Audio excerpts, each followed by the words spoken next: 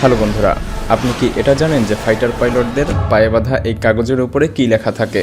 অথবা আপনি কি এটা জানেন পাকিস্তানে একটি গাধা এমন একটি কাজ করেছিল যার জন্য গাধাটিকে গ্রেফতার করা হয়েছিল, এমনকি গাধাটিকে 3 দিনের রিমান্ডও দেওয়া হয়েছিল এবং 14 দিন পর গাধাটিকে ছেড়েও দেওয়া হয়? অথবা আপনি কি এটা জানেন উগান্ডাতে 27 বছর বয়সী একজন যুবক যার নাম ছিল ইমাম, তার বিয়ে হয়ে যায়, কিন্তু বিয়ের 2 সপ্তাহ পর তিনি জানতে পারেন যে তিনি যে নারীকে বিয়ে করেছেন তিনি মহিলাই না বরং পুরুষ ছিলেন। আর আমি তো এটাই বুঝতে পারছি না যে তার 2 সপ্তাহ কেন প্রয়োজন হলো এটা জানতে যে তার স্ত্রী মহিলাই না বরং পুরুষ।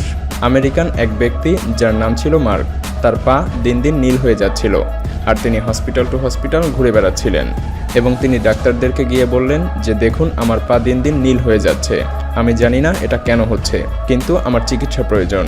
কিন্তু আপনি কি জানেন যে তার এই রোগের কথা শুনে ডাক্তাররা হাসতে হাসতেই পাগল হয়ে যাচ্ছিলেন? কেন, সেটা একটু পরেই জানতে পারবেন। মায়াজালের আজকের এপিসোডে আমরা দেখতে চলেছি এমনই কিছু অদ্ভুত ফ্যাক্ট যা জানলে আপনি অবাক হয়ে যাবেন। তো স্বাগতম আপনাকে মায়াজালের আরও একটি নতুন এপিসোডে।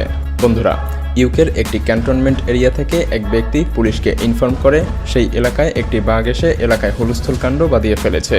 পরবর্তীতে পুলিশ বাঘটিকে ধরার চেষ্টা করে ব্যর্থ হয়ে বন্য পশু অধিদপ্তরকে জানায়। বন্য পশু অধিদপ্তর ব্যর্থ হয়ে মিলিটারি ফোর্সকে বাঘটিকে ধরার জন্য নিয়ে আসে।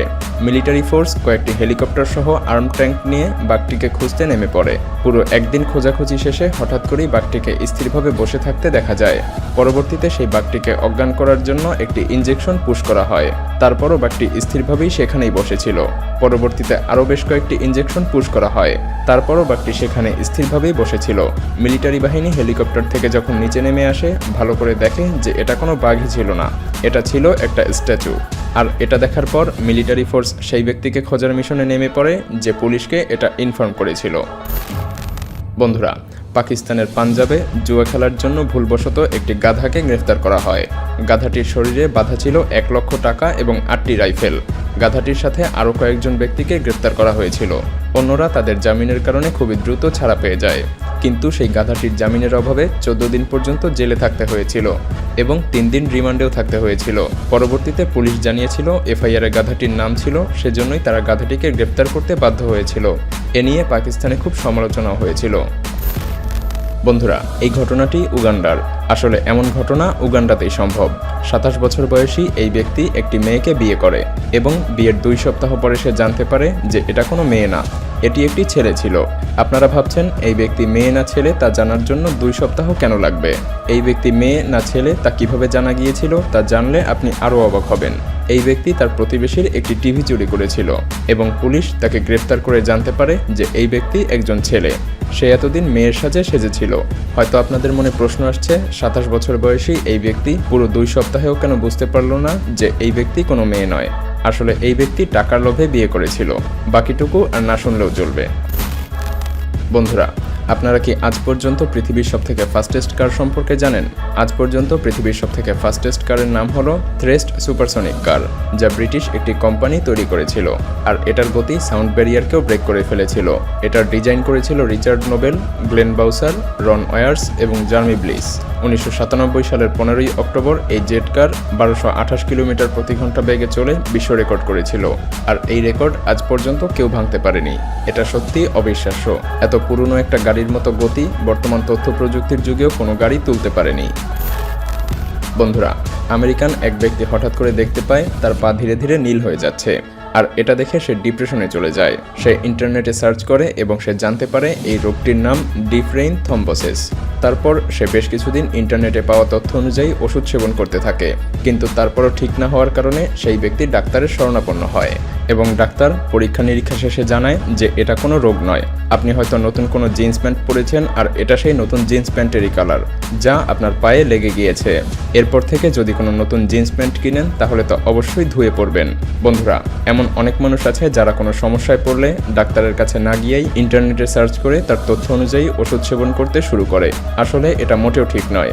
যদি কোনো সমস্যা হয় তাহলে অবশ্যই ডাক্তারের শরণাপন্ন হবেন।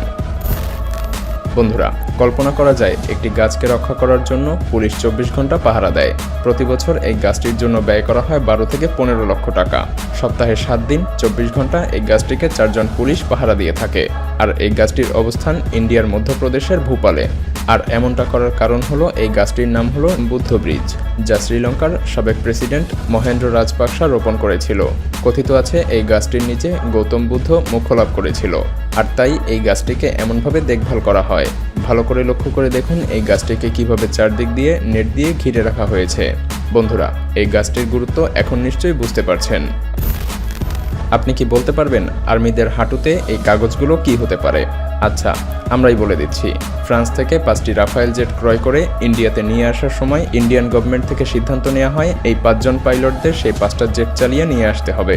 আর এই ফটোটি তখন সোশ্যাল মিডিয়াতে ভাইরাল হয়ে পড়ে। তখন সবার মনে প্রশ্ন জাগে এই পাইলটদের পায়ে এই কাগজগুলো আবার কিসের? আসলে এগুলো হলো ইনস্ট্রাকশন। যুদ্ধ বিমান চালানোর সময় মিলিটারি পাইলটদের বিমানের কন্ট্রোল প্যানেল থেকে হাত সরানোর সময় থাকে না, তাই তারা এগুলো হাঁটুতেই সেট করে নেয়। তার পায়ের দিকে তাকিয়ে খুবই সহজেই অল্প সময়ের মধ্যেই ইনস্ট্রাকশনও পেয়ে যায়। আর এগুলোকে বলা হয় নি বোর্ড।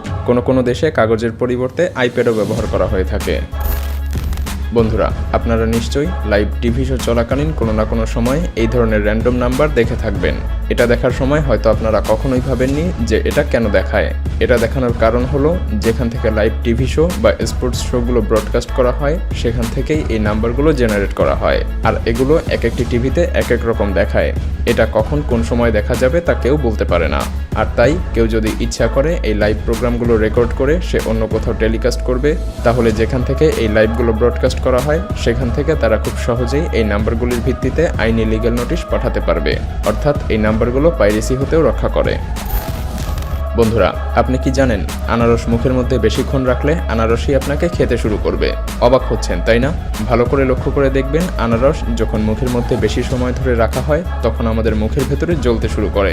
এর কারণ হলো আনারসে থাকে ব্রোমেলাইন, আর এটা ডাইজেস্ট করতে সাহায্য করে।